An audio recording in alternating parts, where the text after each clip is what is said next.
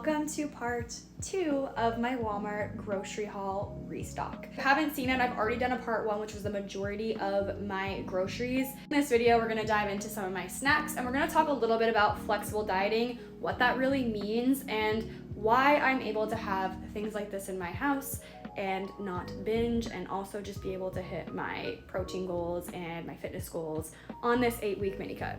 So first up are these crispy minis. The macros are really decent on these, and I also just love that they're like crunchy, and they have a bunch of different flavors. So I got salt and vinegar and crunchy dill. This was a new find for me. They're actually so good. For 50 grams, it's 13 fat, 31 carb, and then 3 grams of protein. So not a high protein snack, but if you're looking for a healthier alternative, this is definitely a really good choice, and I just like how they taste. So these are like my favorite late night or weekend snack. If you're a chip person, switch over to the baked just for a better option. I'll show you guys the macros on them now. For a serving, which is also 50 grams or 30 chips roughly, it's 9 fat, 35 carb, and then 3 grams of protein. So not a high protein snack again, but just a healthier alternative to maybe a regular bag of chips. If you're a chip person and you're just trying to make a little bit of a difference or an improvement, try switching over to something like this. These I absolutely love with salsa or like Greek yogurt and tzatziki, so I have these on hand all the time for just a little chip dip moment. For 19 crackers or 30 grams, it's 3 fat, 21 carb, and 3 protein, and they had a new flavor, so I went ahead and got the dill pickle flavor. I have never tried these before. The macros I think are similar, where it's for 30 grams, 3 fat, 23 carb, and 2 grams of protein. So again, I would dip this in like Greek yogurt, maybe mix up that ranch packet and Greek yogurt or cottage cheese that I showed you in my last video, and just have this as like a little like chip and dip moment and get my protein in that way. Definitely more for my boyfriend than they are for me. He's obsessed with these. We got the sour cream and onion and salt and vinegar.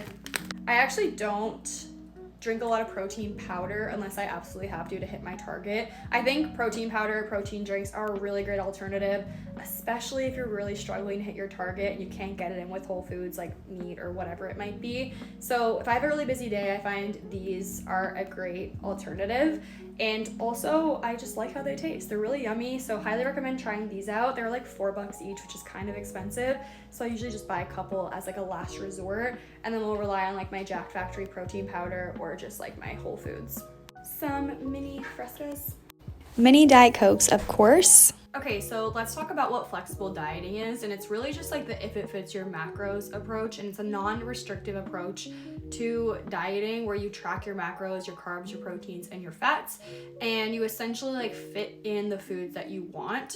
And I mentioned in my last video like an 80-20 approach. So what I typically will do is just ensure that like 80% of the food that I eat is like whole nutritious foods that's gonna keep me feeling full and fueled for the activity that I do. And then 20% is me fitting in some things that I really enjoy. And then also might look like, one day a week I have a meal out with friends. Maybe that's untracked, maybe it is tracked. It depends on what your fitness goals are and how you kind of approach that.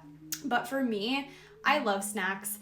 I just think it's really about, can I find a healthier alternative that's gonna make me feel better? Because when I do eat foods that don't really sit right with me, it usually throws off like my digestion and sleep and other things like that. And I still have a target I'm trying to achieve, and it's important that I'm doing that, the healthiest way possible. But for me, cutting out snacks and foods that I like just isn't sustainable.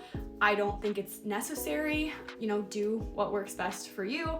But I think that if you are someone who struggles with restriction, trying this approach out, or just trying to find a healthier alternative to maybe like the sweet treat that you like or takeout that you like, to make it a little bit higher protein, like lower cal or lower fat or whatever it might be, so it can kind of fit in your calorie range, is how you can kind of sustain a diet or achieve your goals without feeling like you're super restricted. Hopefully this was helpful. Follow along for some more tips and my journey during this 8-week cut to see, how I'm tackling this, and also able to enjoy myself and have fun with friends along the way.